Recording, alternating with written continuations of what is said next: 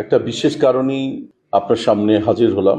হাসান জাহাঙ্গীর পরিচালিত একটি নাটক হয়েছিল সুদূর আমেরিকাতে।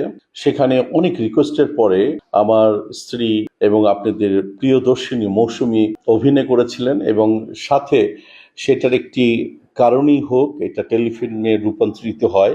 এতদিন পরে এখন এসে আমি দেখছি হাসান জাহাঙ্গীর এবং এটার প্রযোজক পরিচালক হিসাবে সেন্সর বোর্ড থেকে এটার অনুমোদন নিয়েছেন ছবি হিসাবে। কিভাবে এটা ছবি হয়? তার কাছে কি ছবির জন্য মৌসুমীর এগ্রিমেন্ট কোনো দেখাতে পারবেন হাসান জাহাঙ্গীর? অবশ্যই না। আমার মনে হয় আমি যতটুকু এটার প্রতিবাদ করছি, তীব্র প্রতিবাদ করছি এবং এটা বন্ধের আবেদন করছি, এটা কোনো রকমই একটি চলচ্চিত্র হিসাবে রিলিজ হতে পারে না। মৌসুমীকে এইভাবে মানুষ দেখতে অভ্যস্ত না, আমাকে দেখতে অভ্যস্ত না।